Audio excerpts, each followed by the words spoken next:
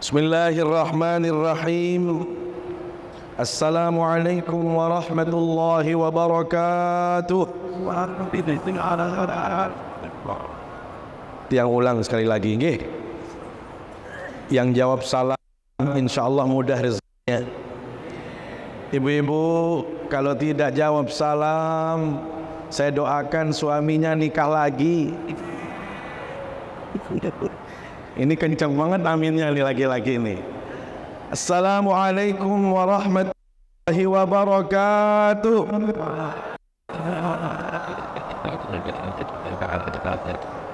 Alhamdulillah wassalatu wassalamu ala Rasulillah wa ala alihi wa sahbihi wa man walah.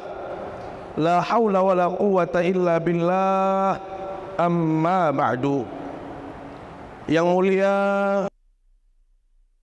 karamun, para alim ulama, para tuan guru yang kita hormati, Bapak Ibu anggota Forkominda yang kami hormati, para pengurus Masjid Hubbul Watan Islamic Center Mataram, singkatnya hadirin hadirat yang berbahagia. Alhamdulillah, summa alhamdulillah. Segala puji bagi Allah Subhanahu wa taala yang terus memberikan kepada kita semua begitu banyak kenikmatan. Dari satu nikmat dan nikmat berikutnya. Nikmat yang ini tambah lagi dengan nikmat yang itulah kenikmatan yang kita rasakan sampai detik ini. Sekiranya kalau kita diminta oleh Allah Subhanahu wa taala untuk terus bersyukur, selalu bersyukur kepadanya. Karena itu bila mana kita pandai bersyukur, nikmat lainnya dalam kehidupan kita. Salawat serta selalu kita sampaikan ke hadapan baginda Rasul sallallahu alaihi wasallam, kepada segenap keluarga, para sahabat, para tabi'in, para tabi'it tabi'in, dan semua pengikut baginda Rasul sallallahu alaihi wasallam, termasuk kita yang hadir di majelis yang mulia ini. Semoga kita mendapatkan syafaatnya di hari kiamat kelak. Amin. Alamin. Bapak Ibu, malam hari ini kita memperingati datangnya tahun baru Hijriah 1446 Hijriah. Malam ini kita sudah berada di tanggal 1 bulan Muharram. Perjumpaan kita dengan bulan Muharram, Bapak Ibu, adalah merupakan karunia yang sangat besar yang Allah berikan kepada kita. Tidak semua orang berjumpa dengan bulan Muharram. Banyak saudara-saudara kita yang lalu masih dengan kita, bermain dengan kita, beribadah bersama. Ternyata tahun ini mereka tidak mendapatkan kesempatan itu dari Allah Subhanahu wa taala. Karena ini adalah anugerah. Perjumpaan dengan Muharram adalah merupakan nikmat yang sangat besar. Maka yang pertama yang ingin tiang sampaikan di majelis yang mulia ini, hamba Allah yang pandai bersyukur. Yang kita peroleh dari Allah Subhanahu wa taala. Bapak Ibu, perjumpaan dengan Muharram berarti kita sudah diberikan tambahan nikmat. Nikmat apa? Nikmat sehat, nikmat sempat, nikmat waktu, nikmat kebersamaan seperti ini. Ini semua adalah nikmat yang sangat besar yang Allah karuniakan kepada kita semua. Karena itu di dalam Al-Quranul Karim, surat Al-Baqarah ayat 243, Allah mengingatkan kita semua, innallaha ladzu fadlin nas walakinna aktsaran nas. Sesungguhnya Allah memberikan anugerah, memberikan nikmat kepada kita. Tapi ingat, Allah garis bawahi, Allah tegaskan kepada kita, walakinna aktsaran nasi la yashkurun. Tidak semua manusia pandai bersyukur. Tidak semua syukur kepada Allah Subhanahu wa taala. Maka mudah-mudahan yang hadir majelis ini tergolong orang-orang yang sedikit. Karena Allah katakan tidak manusia pandai bersyukur, berarti kita termasuk orang-orang yang sedikit yang pandai mensyukuri segala nikmat dan karunia Allah Subhanahu wa taala. Hadirin yang dimuliakan Allah Subhanahu wa taala, ingat segala bentuk kenikmatan yang kita peroleh saat ini, apakah itu nikmat sehat, apakah itu nikmat sempat, nikmat waktu, termasuk mohon maaf ini hadir di tengah-tengah kita orang-orang yang diberikan jabatan oleh Allah Subhanahu wa taala. Mereka yang diberikan amanah oleh Allah Subhanahu wa taala, termasuk kita juga. Itu semua adalah karunia Allah yang besok di hari kiamat akan diminta pertanggungjawaban atas apa yang kita rasakan saat ini. Itulah makna firman Allah yang sering kita baca, kita dengar di akhir surat At-Takatsur, Bapak Ibu. Apa firman Allah? Tsumma latus'alunna yauma idzin 'anin na'im. Kemudian besok di hari kiamat Bapak Ibu akan diminta pertanggungjawaban oleh Allah Subhanahu wa taala akan semua nikmat. Apapun yang kita dapatkan, apapun yang kita rasakan saat ini, ada pertanggungjawabannya kelak di hadapan Allah. Bapak Ibu, boleh saat ini kita tidak diminta pertanggungjawaban. Bayangkan kita bernapas begitu mudah, kita memandang begitu mudah, kita mendengar begitu enak, tidak ada yang minta kita untuk membayar. Ibu-ibu, coba kalau kita lihat saudara kita yang sedang sakit saat ini, ada di antara mereka yang hanya sekedar untuk bertahan bisa bernapas, dibantu oleh oksigen. Bapak Ibu, lebih besar sedikit dari air mineral ini tabungnya, itu tidak kurang dari 1 juta harganya. Berapa lama dia pakai? Kisaran 5 sampai 6 jam. Setiap 5 jam, setiap 6 jam, dia harus membayar 1 juta. Terus seperti itu. Adakah di antara kita yang ditagih oleh Allah saat ini? Kita bernapas begitu mudah, kita menghirup udara sangat senang, tidak ada satupun bayaran. Tetapi yang perlu diingat oleh kita semua hati Allah, di akhirat kelak tidak ada yang lepas dari pertanggungjawaban. Karena itu Sallallahu Alaihi Wasallam memberikan penegasan sebagai evaluasi diri kita, introspeksi diri kita akan segala kenikmatan yang sudah kita peroleh saat ini. La tazulu qadama 'abdin hatta yus'ala an arba'i khisal. Besok di hari kiamat Bapak Ibu, di saat kita berada di padang mahsyar, kita tahu padang mahsyar begitu panas, terik matahari begitu dekat di antara kita, sampai-sampai dalam gambarannya orang berenang di atas peluhnya hamba Allah. Disitulah orang minta tolong, minta diberikan bantuan. Ternyata dalam kondisi seperti itu, kita akan mempertanggungjawabkan semua yang sudah kita lakukan saat ini. Baik buruknya akan kita pertanggungjawabkan. Tentang apa kata Rasul? Yang pertama, an umrihi fima afnad. Umur yang Bapak Ibu saat ini dapatkan. Ketahuilah, datangnya bulan Muharram berarti ada penambahan usia dalam hidup kita. Ada tambahan nikmat yang kita rasakan. Maka ketahuilah usia kita ini akan diminta pertanggungjawabkan oleh Allah Subhanahu wa taala. Ada pertanggungjawabannya. Engkau wahai manusia, saya kasih engkau 60 tahun. 10 tahun usia kita dengan amal yang sudah kita lakukan, Allah. Usia mungkin sudah lebih. Bagaimana dengan salat kita? Bagaimana hubungan sosial kita? Bagaimana kita terhadap apa yang kita lakukan saat ini? Itu ada pertanggungjawaban. Yang usianya pendek, nilai ibadahnya sedikit.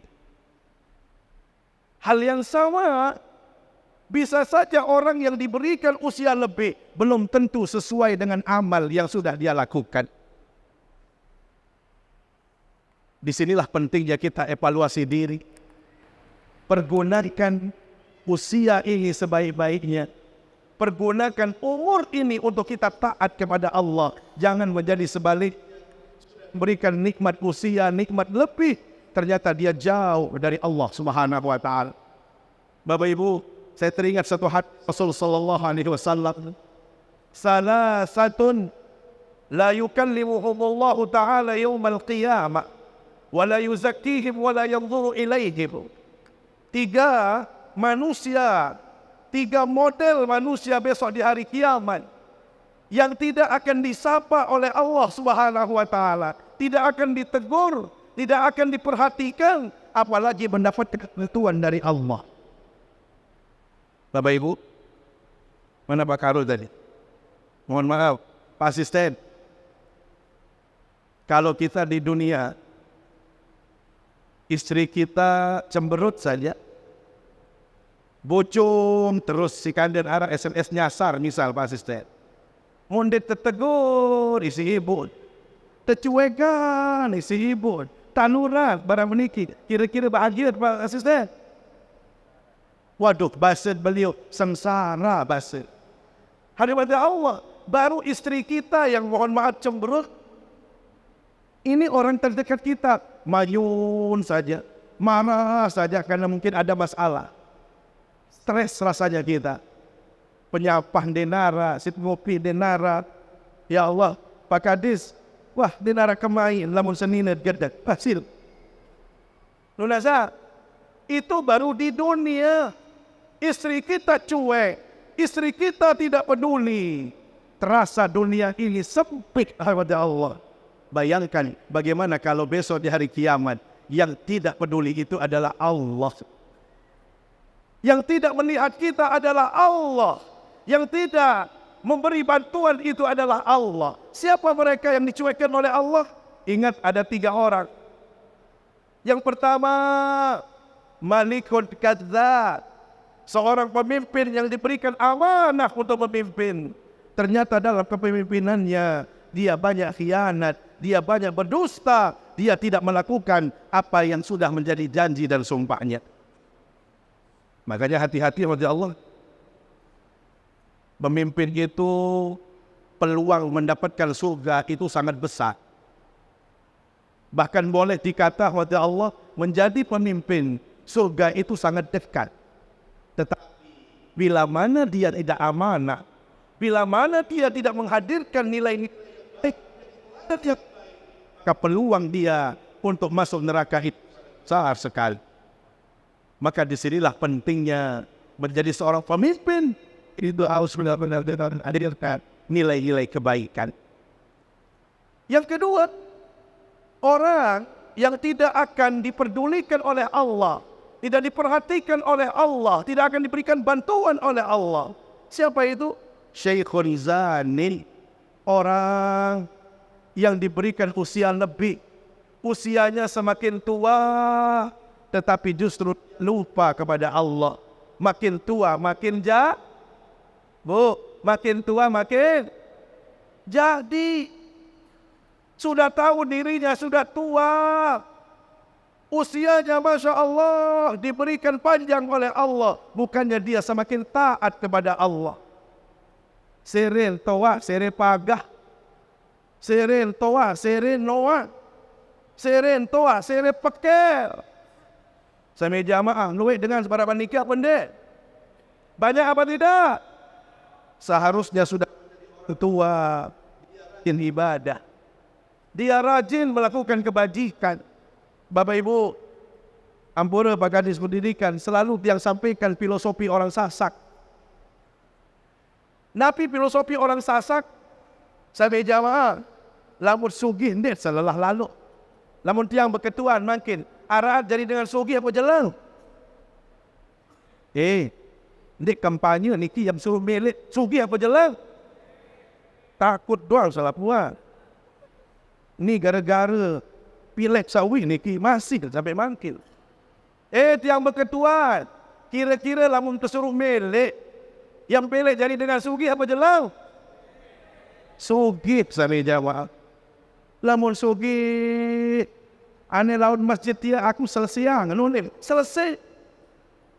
Anak yatim itu biar saya yang urus. Selesai. Fakir miskin biar saya yang menjadi jaminannya.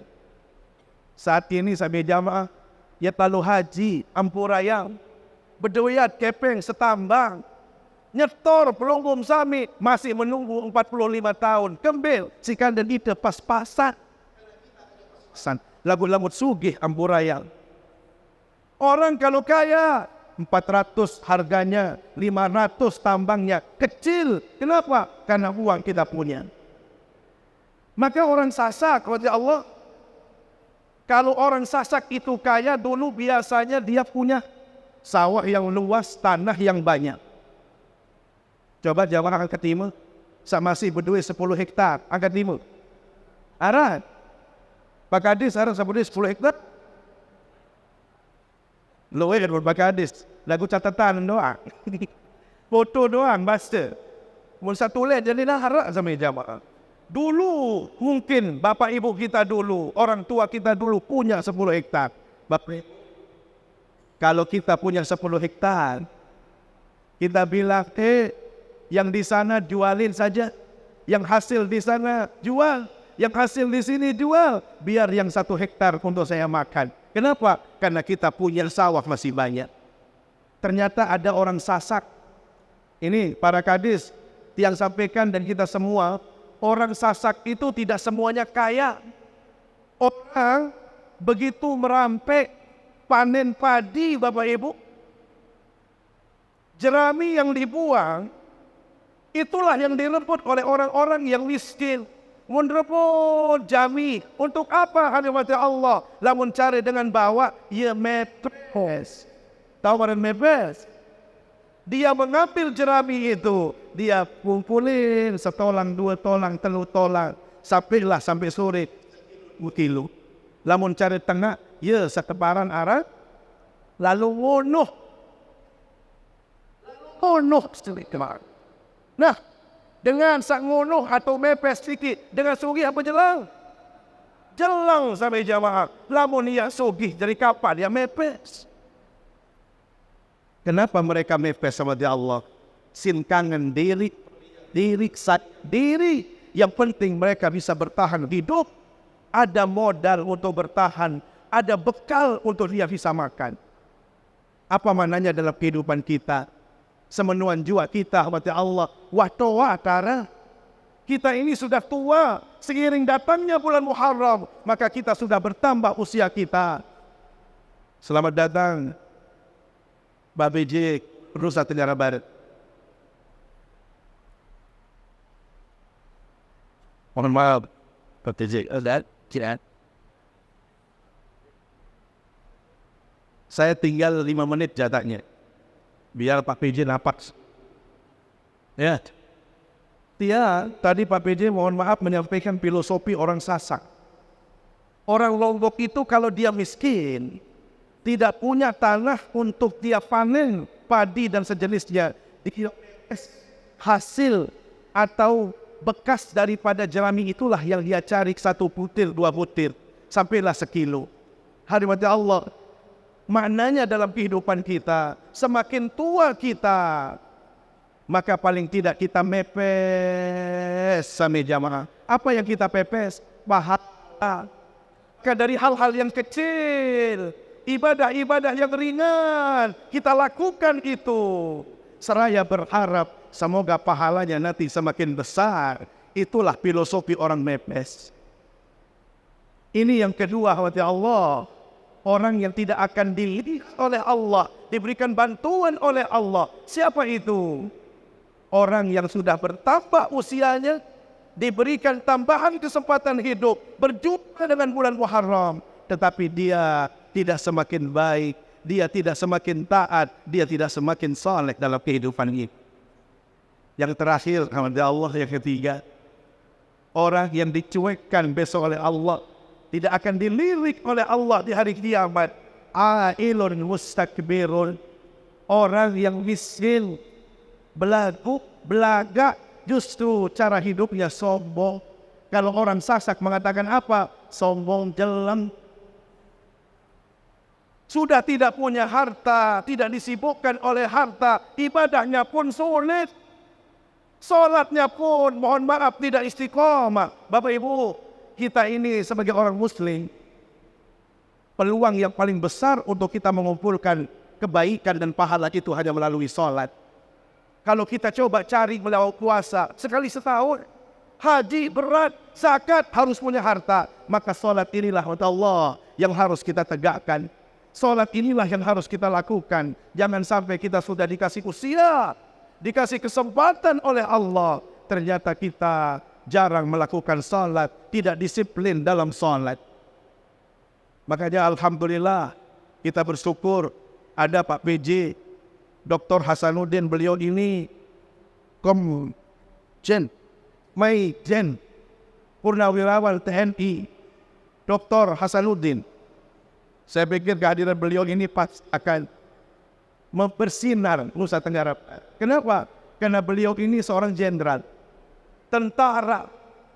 Maka kami yakin Pak Jenderal, bila mana kita disiplin melalui sholat, kita bentuk melalui sholat, maka insya Allah NTB ini sebagaimana yang dijanjikan oleh Allah, walau anna ahlal qura amanu wattaqau lafatahna 'alaihim barakatin minas sama'i wal ard. Allah akan menghadirkan keberkahan dari atas langit dan juga akan mengeluarkan kebaikan dari bumi. Itulah bila mana kita bisa menghadirkan, terutama bisa disiplin di dalam melakukan kebaikan, terutama salat. Saya pikir demikian yang dapat kami sampaikan.